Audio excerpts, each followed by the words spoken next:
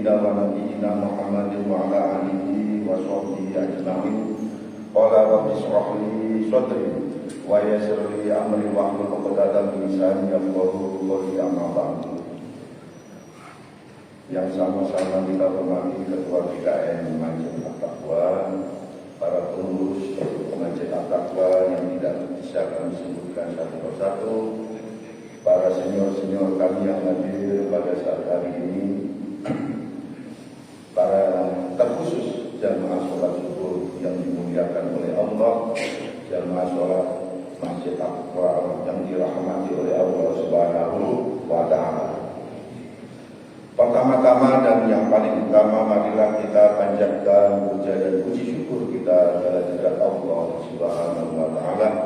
Pada kesempatan yang berbahagia ini kita masih diberikan kesempatan, diberikan kesehatan, dan ditakdirkan oleh Allah masih bisa melaksanakan sholat subuh secara berjamaah. Ini adalah nikmat yang luar biasa yang diberikan oleh Allah kepada kita, karena kita masih diberikan kemampuan dan ditakdirkan bersujud kepada Allah. Karena nikmat sujud ini nanti akan kita kenang di akhirat, dan sujud inilah yang menyelamatkan kita dari siksa api neraka, dan sujud inilah yang akan membahagiakan kita baik di dunia dan di akhirat. Bukan nanti aja Pak, di akhirat, tapi di dunia. Barang siapa orang yang sering sujud, maka akan ditinggikan derajatnya oleh Allah, dan itu terbukti. Makanya setiap persoalan sebenarnya ada di sujud. Makanya barang siapa menghadapi masalah, hanya sabar dan sholat, sujud semua selesai. Permasalahan di dunia ini selesai dengan kita melaksanakan sujud. Makanya kita sangat bersyukur bisa kita melaksanakan ibadah sholat secara berjamaah. Bapak-bapak dan ibu sekalian yang dirahmati oleh Allah, kita juga bersyukur karena apa? Sholat subuh dengan sholat asar ini adalah dua sholat yang disaksikan oleh para malaikat.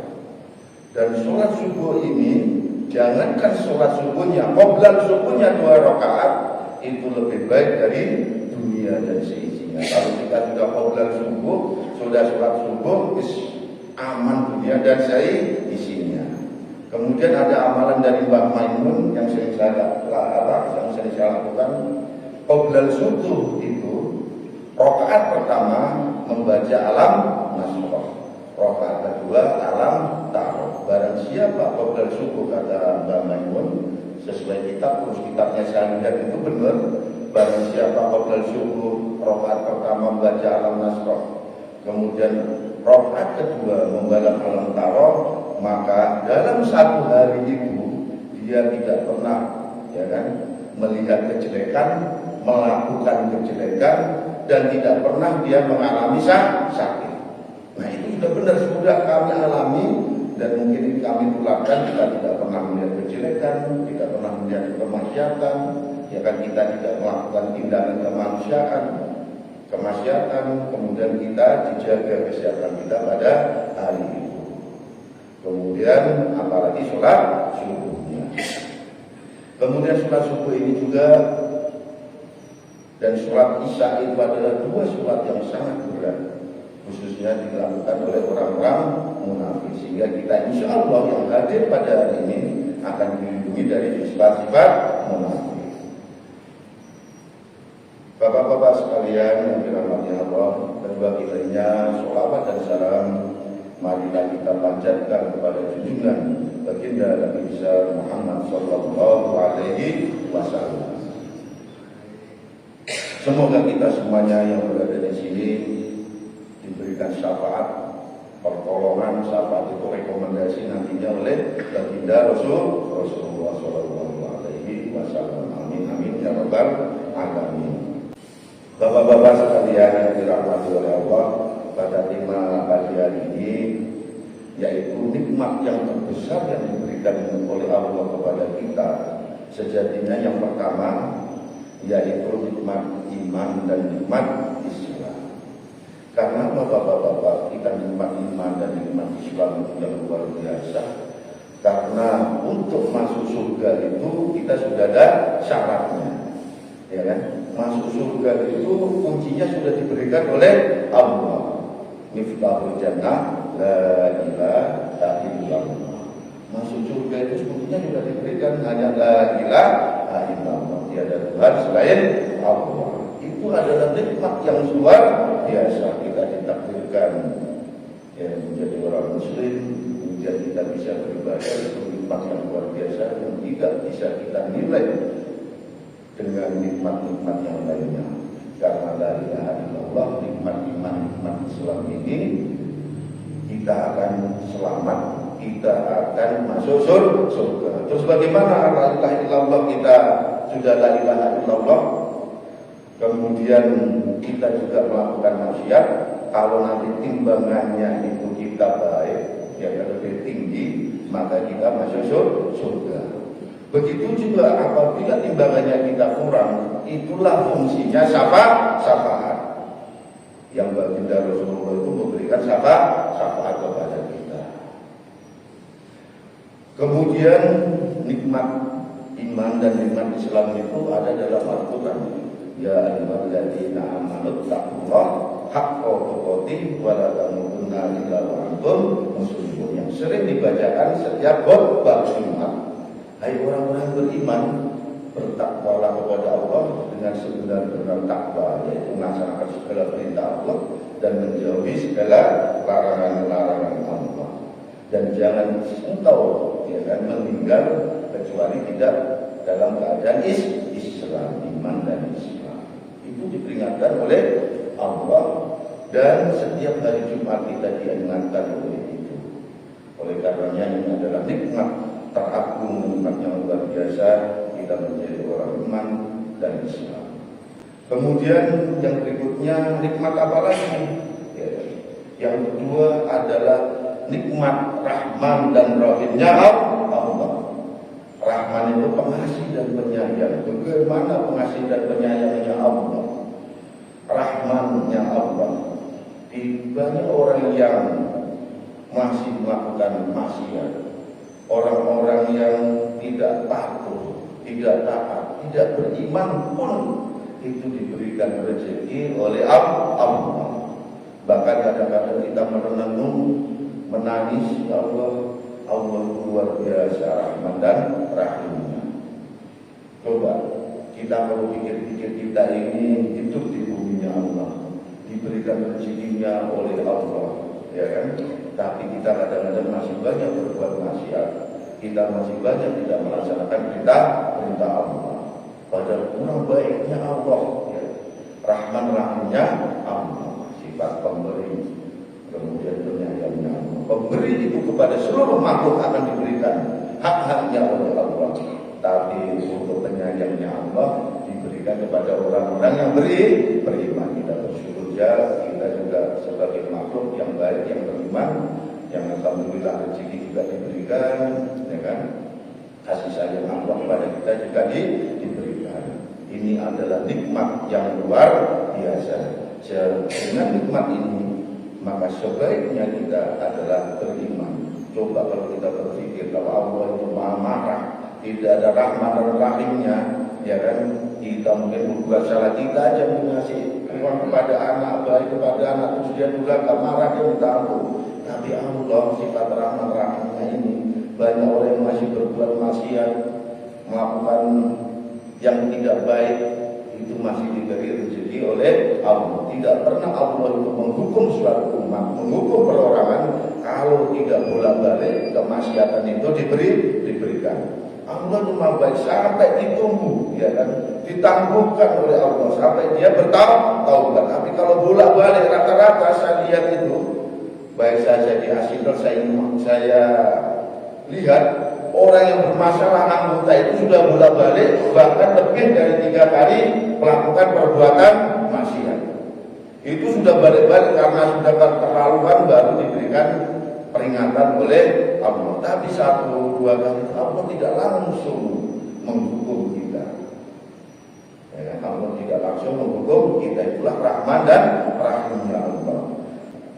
Kemudian yang ketiga, Bapak-bapak sekalian, nikmat apa yang teragung bagi kita semuanya, yaitu nikmat kita ditakdirkan menjadi umatnya Rasulullah. Kita ini luar biasa, umat akhir zaman, tapi memiliki keistimewaan. Kita ditakdir menjadi umatnya Rasulullah. Coba kalau kita umat-umat dulu, umat-umat dulu itu sudah umurnya ratusan tahun, tapi ibadahnya kalah dengan umatnya baginda Rasulullah.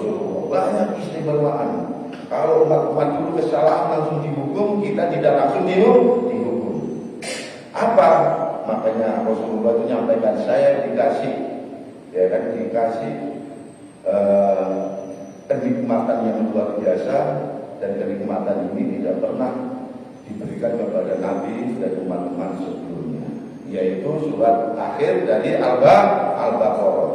Itu sering kita baca pada saat malam Jumat, kita yasinan, Rabbana la tu'akhirna in nasina aw akhtana. Nah, itu sudah jelas, itu perjanjian. Ya Allah, apabila aku salah, aku keliru, berbuat dosa, jangan engkau langsung berikan hukuman. Allah langsung jawab itu, na'am, ya kan? Iya, sampai kau tunggu apa? Istighfar, minta maaf kepadaku. Itu enggak semua. Karena apa? Kalau dulu umat salah langsung dihukum, ya kan? Kalau umatnya Rasulullah paling enggak pernah dihukum kita, dibiarkan dulu sampai ketemu. Bahkan hadis kursi itu aku tuh nyampaikan, ya kan? Kutunggu siang, kutunggu subuh, malam, ya abadi, hambaku, katanya Allah itu, mintalah ampun kepada aku. Bahkan malaikat itu sengaja dia, malaikat jangan kau ganggu, ya kan? Jangan kau halang-halangi umat hamba-hambaku akan minta ampun kepadaku, ya kan? Jangan kau halangi. Aku senang pada umat-umat hamba-hambaku, dia berbuat salah tapi dia meminta ampun daripada orang yang beramal baik tapi dia sombong dan dia riya dengan amal ibadahnya. Allah lebih suka orang-orang yang salah tapi dia meminta maaf dan taubat daripada orang yang banyak amal ibadahnya tapi dia sombong dan riya dengan amalnya. Karena kesombongan itu sejatinya jubahnya Allah Subhanahu wa ta'ala. Maka tidak boleh sombong, karena kesombongan itu hanya miliknya Allah. Kemudian nikmat yang berikutnya tadi adalah nikmat Al-Quran. Nikmat Al-Quran itu kan sampai sekarang mukjizat yang terbesar, mulai dari Rasulullah sampai sekarang ini kita nikmati. Dan Al-Quran ini luar biasa. Al-Quran ini luar biasa. Dengan adanya Al-Quran, waktu itu ada perjanjian Hudaybiyah, agama Islam sudah berkembang begitu pesat. Mau Rasulullah dengan para sahabat ingin ziarah, melaksanakan umroh pada saat itu, ya kan? Tapi dihalangi. Kemudian ada perjanjian. Umar sudah nggak mau, kita menang Rasulullah katanya. Kenapa kita nggak hancurkan aja makna? Rasulullah tidak mau. Rasulullah itu dengan cara-cara kekerasan. Tidak ada agama ini menyebarluaskan dengan cara-cara kekerasan. Nggak boleh. Nggak usah, kita ikuti katanya. Ya kan? Padahal di situ perjanjian itu semuanya tidak mengenakan. Tapi bahwa Rasulullah itu betul-betul Rasul itu luar biasa. Nggak usah. Itu situ Muhammad bukan Rasul. Ali sudah marah itu, ya udah kata tulis saja Muhammad. Ya kan? Habis itu yang penting apa kata Rasulullah? Orang Mekah diperbolehkan untuk membicarakan agama ini. Ya kan? Diperbolehkan membaca Al-Quran dan mempelajari agama ini. Ternyata Bapak berkat perjanjian itu orang Mekah semuanya beriman. Ya kan? Tanpa ada kekerasan. Karena agama ini dibuka. Ya kan? Syiar agama ini silakan, ya kan? Al-Quran ini dipersilakan. Kalian, ya kan, dipertentangan, diperdebatkan boleh, dibicarakan boleh, ya kan? Bahwa betul-betul mukjizat yang luar biasa. Coba Al-Quran ini sampai sekarang, mulai dahulu sampai sekarang tidak berubah isinya. Ya kan? Ada orang, karena itu sudah Allah akan menjaganya. Merubah satu huruf pun tidak bisa. Sampai sekarang dijaga kemurniannya. Kemudian membaca Al-Quran itu, Al-Quran ya kan, yang menurunkan Al-Quran, malaikatnya Jibril memiliki kedudukan yang tinggi. Turunnya ke Rasulullah memiliki kedudukan yang tinggi. Terus Terus kita umatnya ini nggak pernah baca Al-Quran. Padahal Al-Quran itu macam-macam itu. Semua ada di Al-Quran. Ya kan? Kalau kita ijazah mau selamat bukan baca Yasin. Barang siapa baca Yasin pagi maka sampai malam diselamatkan. Baca Yasin malam sampai pagi diselamatkan, diampuni dia. Kemudian baca lagi Waqiah. Waqiah itu insya Allah rezekinya lancar. Ada pengen rezeki dikasih lancaran. Rahman, Ar-Rahman, ya kan? Semuanya diberikan kemudahan, diberikan kasih sayang. Orang senang aja kita itu, ya kan? Rahman, kemudian Waqiah, ada Yasin, kemudian ada Tabarok Al-Mulk. Kita nanti Pak, Al-Quran itu Tabarok, fadilahnya apabila membaca setiap malam habis maghrib, habis sholat isya dibaca tiap malam Tabarok itu Pak, kita akan diberikan syafaat, dikawal mulai dari kubur nanti di yaumil akhirat. Ya kan? Itu akan menjadi syafaat kita. Baru kita membaca Al-Quran akan ditinggikan derajat kita mulai di dunia dan di akhirat. Dikawal bukan hanya di akhirat, di dunia sudah dikawal.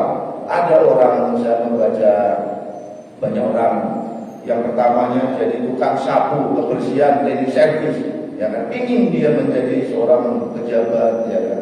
Ternyata dia sudah mengamalkan satu hari satu juz, akhirnya ditingkatkan derajatnya. Bukan di akhirat, di dunia sudah ditingkatkan derajat. Makanya jangan lepas kita membaca Al-Quran pagi dan petang minimal. Kita baca Al-Quran. Kemudian nikmat yang berikutnya, yang keempat adalah kita ini nikmat luar biasa, nikmat hidup di bumi Indonesia.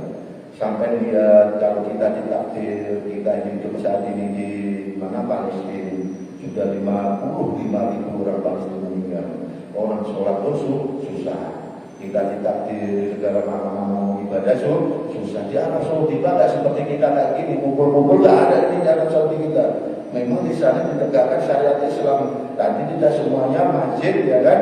Sembarangan kita bangun masjid, tidak sembarangan kita bisa kumpul seperti di Indonesia. Semua dibatasi, adanya nggak bisa sembarangan di sana. Semua coba dinikmatnya kita hidup di Indonesia ini, Pak. Kita mau ibadah setiap saat bisa, sholat setiap saat bisa. Kemudian semua ada, ya kan? Sumber daya alamnya luar biasa. Indonesia ini, Pak, bisa adalah berpotensi menjadi negara yang besar dan negara sejahtera. Syaratnya apa? Semua ada di Indonesia, Bapak-bapak dan Ibu-ibu sekalian. Yang pertama, Indonesia itu luas wilayahnya besar. Untuk menjadi negara besar harus luas dulu. Kayak Amerika, Cina, Rusia itu luas wilayahnya besar. Indonesia itu ya kan bentangannya sebesar Eropa. Kita aja merasa kecil. Indonesia ini negara besar, betul Pak Prabowo. Indonesia ini besar. Kemudian rakyatnya nomor 4 terbesar di dunia. Kurang apa rakyatnya kita ini? Negara kita besar, rakyatnya banyak, ya kan? Kalau perang pun menang, nggak akan habis rakyat kita itu. Makanya banyak orang takut. Amerika kenapa dia menjadi super power? Rusia super power, Cina super power. Karena rakyatnya banyak. Kita bisa potensi seperti itu. Kemudian yang ketiga, syaratnya untuk negara besar, negara kuat, negara sejahtera, sumber daya alamnya. Apa yang ada di Indonesia? Emas ada, ya kan, batu bara, nikel, semua ada. Bahkan nikel ini sekarang diolah di Indonesia, Eropa bingung, ya kan? Kalau enggak, kamu harus investasi di Indonesia. Enggak mengekspor lagi kita. Dulu kita digoblok-gobloki, ekspor terus, batu bara diekspor terus, tidak ada smelter. Dulu kita freeport dibawa ke Amerika. Dulu apa? Tembaga, ternyata emas, coba. Sekarang diminta oleh Pak Prabowo ditambah lagi, ya kan? Di freeport itu kita nambah lagi saham di freeport itu. Kemudian kita smelter, tidak ada lagi, semua kita menjual barang-barang mentah. Karena barang mentah itu hanya dapatnya 5, setengah jadi 35 kali, setelah jadi menjadi 66 kali lipat sampai 100 kali lipat. Coba jadi babit, harganya berapa? Kita nikel harganya murah, setelah jadi barang elektronik semuanya jadi mahal. Kita membeli dengan mahal. Akhirnya sekarang program pemerintah hilirisasi dan industrialisasi. Makanya harus aman, kita jaga. Indonesia ini harus aman karena banyak bangsa lain ini iri dengan bangsa Indonesia maju dan berkembang, ya kan? Akhirnya banyak sengaja diadu domba, sengaja diprovokasi di antara kita semuanya. Sehingga mari kita jaga agar program-program pemerintah untuk kesejahteraan kita bisa terwujud. Hilirisasi dan industrialisasi sekarang sudah mulai digalakkan. Kemudian untuk menjadi negara maju, bangsanya harus cerdas, harus kuat. Makanya sekarang harus ada kegiatan olahraga anak-anak kita. Umat tak terjadi, bagaimana mau jadi tentara? Ya kan, kalau sakit tidak kuat. Bagaimana menjadi negara yang memiliki daya saing yang tinggi kalau orang-orangnya tidak cerdas? Mudah orang yang tidak cerdas, tidak sekolah itu mudah diadu domba. Karena tidak ada pemikiran, tidak ada wawasannya pendek, disuruh aja langsung terbakar, ya kan? Diadu domba langsung terbakar. Kemarin terjadi, ya kan? Sebentar itu aja kita bangsa kita ini padahal dia memprovokasi. Padahal kita nggak ingin nih, rata-rata bukan orang setelah saya lihat, saya pelajari kemarin itu banyak orang dari luar, ada dari Lampung, ada narkoba, ya kan, dikasih minum, hanya kita disebutkan pendidikannya sekarang Pak Prabowo, pendidikan sekarang orang susah, semua ada sekolah-sekolah Garuda, ada sekolah unggulan, semua orang susah harus menikmati sekolah karena dengan sekolah merubah nasib. Saya masuk tentara bagian dari merubah nasib karena saya sekolah ingin berubah nasib. Tidak ada orang susah mempingin sejahtera kalau tidak melalui sekolah. Dan sekarang orang susah digratiskan sekolahnya, sekolah-sekolah gratis. Kemudian semua sekolah-sekolah unggulan itu tujuannya agar kita memiliki sumber daya, memiliki daya saing yang tinggi. Singapura itu gajinya berapa kali lipat karena pacar dan cerdas. Orang Jepang berapa kali lipat, tidak ada sumber daya alamnya. Singapura tidak ada sumber daya alamnya, tapi kita impor kepada Singapura. Habis itu tidak boleh lagi kita impor, ya kan? Masa kita impor ke Singapura, ya kan? Karena kita goblok. Tapi kalau kita cerdas, kita kelola sendiri kita. Kenapa enggak? Ya kan? Korea ada sumber daya alamnya, enggak ada. Kita sumber daya manusia kita banyak, ya kan? Alam banyak, tapi tidak bisa kelola dengan baik karena keterbatasan kemampuan sumber daya alam. Maka untuk menjadi negara besar, kita dukung program pemerintah dengan sekolah-sekolah. Sekolahkan anak kita. Karena apa? Kesempatan sama diberikan oleh Pak Prabowo. Kemudian ada program lagi, hilirisasi sekolah, ada makan gratis. Tujuannya apa? Hasil riset, penelitian banyak kita stunting, makanya ibu-ibu hamil diberikan. Anak-anak kita itu tidak sekolah karena kesulitan, makanya ibu-ibunya dikasih. Terus kenapa nggak diberikan perorangan? Karena apa? Kalau kita lihat, kalau orang berwawasan, ya kan, ekonomi kita 48-5% saat ini, 4,8-5% pertumbuhan ekonomi karena ditopang oleh ekonomi keluarga dan UMKM. Dia bukan dari pengusaha-pengusaha besar itu Pak. Belanja keluarga ini, belanja rumah tangga inilah yang menopang ekonomi kita. Dengan adanya MDG, itu ekonomi kerakyatan yang susah cari pekerjaan bisa bekerja di situ, ya kan? Yang petani-petani yang dulu itu banyak tengkulak, ya kan? Sekarang sudah bisa ke MDG, ya, bisa dijual langsung ke MDG. Semua hasil pertanian UMKM masyarakat bisa diserap oleh MDG, sehingga ekonomi kita rakyat yang tingkat rendah ini bisa merasakan kenikmatan ekonominya, ya kan? Bisa terbantu. Orang susah ke MDG pasti dikasih makan, 1, 2 orang, 5 orang bisa dikasih makan. Yang keluarga-keluarga yang susah-susah bekerja di situ, ekonomi semua yang punya ternak, punya apa bisa dijual ke MDG, dapur-dapur itu. Karena apa? Perintah Pak Prabowo agar mengambil bahan-bahan itu dari sekitarnya, tidak boleh mengambil dari luar, hingga ekonomi di situ bertumbuh. Kalau perorangan nggak tumbuh Pak, dimakan sendiri, masak sendiri nggak akan tumbuh, tidak bisa menggerakkan ekonomi yang di bawah.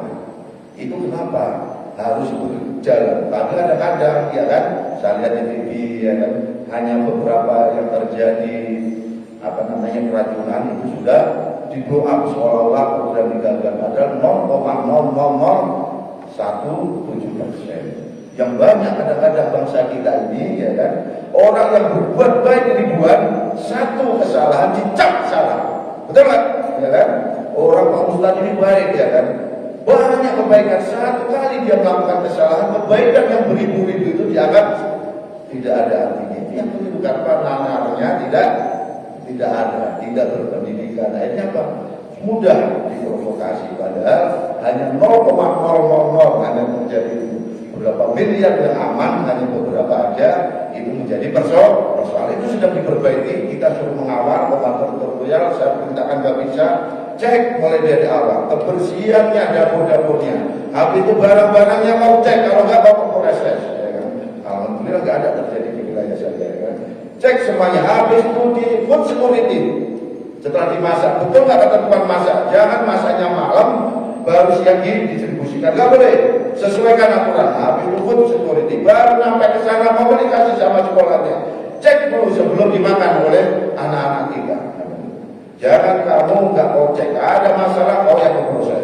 Alhamdulillah, fungsi pengawasan kontrol sama-sama kita kontrol, sekolah juga mengontrol di situ. Alhamdulillah kalau semua ikut mengawasi, ya kan, akan tidak akan terjadi permasalahan itu adalah kemarin itu karena baru di situ, karena tidak ada kemampuan, mungkin baru ya, akhirnya tidak apa namanya, kakinya perlu belajar, apalagi melayani 1.000 sampai 3.000 orang. Ini kan tidak semudah itu ternyata, ya kan.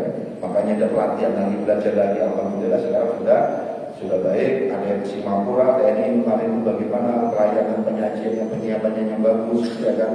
Mulai hangat, itunya makanannya bisa hangat, bisa dikonsumsi, enak, tidak membuat masalah. Itu semua kemarin kita belajar ke Singapura.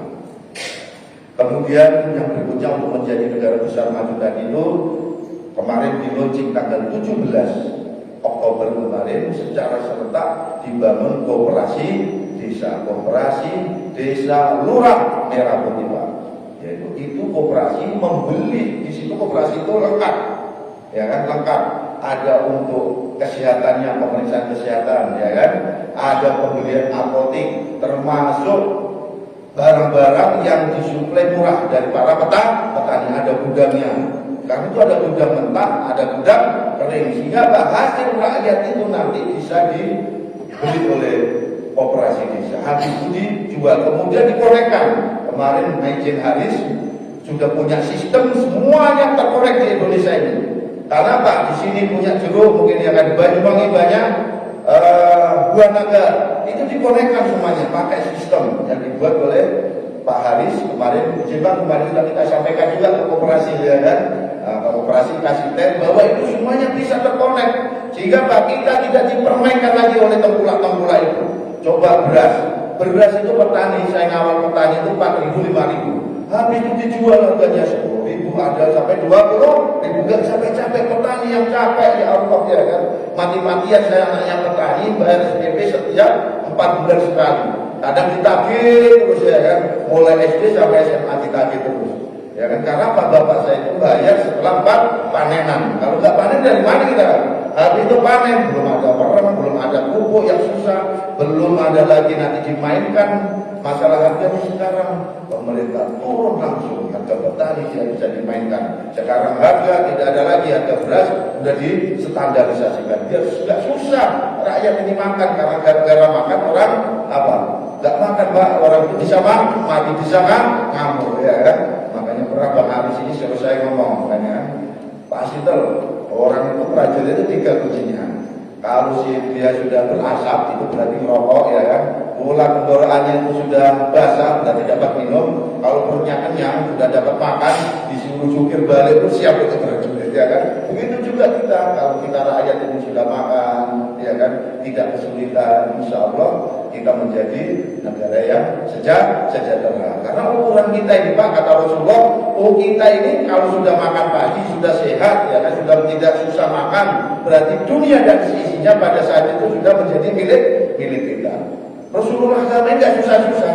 Yang penting satu hari kita selamat, aman, ini kita sholat aman, ibadah aman, ya kan, semuanya aman, kemudian bisa makan, itu dunia seisinya sudah menjadi milik kita. Kadang-kadang kita sendiri aja ingin bahagia, punya harta, punya mobil, punya sepeda motor. Padahal standar kata Rasulullah bahagia cukup makan, ya kan, ya cukup sih selamat, hari ini nggak ada demo, nggak robek, ya kan. Udah tenang kita, kemana-mana bisa, anak kita jalan-jalan kemana bisa, yang jualan bisa. Jangan kita mau diadu domba, karena bangsa kita adalah bangsa besar. Dari pendidikannya yang mulai diperbaiki, kemudian semuanya akses pendidikan boleh, ya kan, dibuka lebar-lebarnya. Kemudian BLT sekarang ditambah lagi yang susah-susah. Kemudian apalagi makan bergizi biar sehat-sehat, anak-anak kita itu menjadi anak-anak yang cerdas. Kemudian sumber daya kita bagus mengelola sumber daya alam yang ada.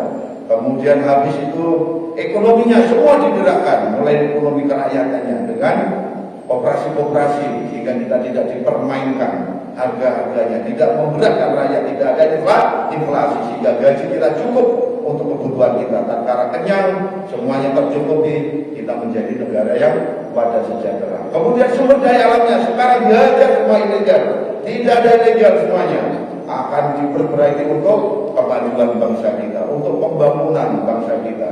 Inilah program-program dari pemerintah biar kita paham, kita mengerti. Oleh karenanya saya itu ada program jaga keluarga, warga jaga warga, jaga keluarga. Mari kita jaga keluarga kita.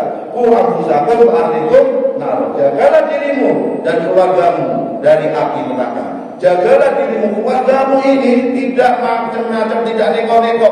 Karena pendidikan yang saya sampaikan dari keluarga, dari ibu. Karena banyak orang-orang itu melakukan, pelajar-pelajar kita melakukan tawuran karena keluarganya tidak ada yang cerewet, ya kan? Tidak ada ibu-ibu yang cerewet. Kalau ibu-ibunya cerewet, insya Allah itu aman itu. Makanya tiangnya negara ini ibu. Kalau ibu-ibunya bagus, semuanya cerewet, karena kamu pulang, kamu belajar, kamu sholat. Saya masih sampai sekarang, apa kalau telepon sudah sholat, sudah ngaji. Dan itu saya terapkan lagi ke anak saya. Kamu sudah sholat, sudah ngaji, bukan kamu ranking berapa usul nomor 2. Tatkala kita sudah belajar ngaji, sholat, insya Allah derajatnya ditinggikan. Kita ini kan negara terbesar penduduk Islam. Seharusnya kita ini negara yang cepat maju, ya kan, gotong royongnya maju, sedekahnya maju, ya kan, zakatnya maju. Kalau itu berjalan dengan baik, Yaman itu dari Umar bin Khattab waktu mengutus, waktu itu kalau nggak salah untuk menjadi gubernur Yaman, waktu itu termiskin. Saya kasih waktu 3 tahun sudah terbebas dari kemiskinan. 2 tahun menghadap. Ya Khalifah, Yaman ini zakat dan sedekah dari penduduk yang sudah katanya. Kau cepat kali kamu. Terapnya apa? Iman dan takwa. Sudah beres itu. Iman dan takwa, Yaman itu langsung yang iman takwa bentuk apa? Yang melaksanakan hukum iman, hukum Islamnya dikeluarkan, zakat, malnya, sedekahnya, ya kan, zakat dan sedekah. Kemudian kita mengeluarkan pajak itu untuk rakyat, namanya itu subsidi.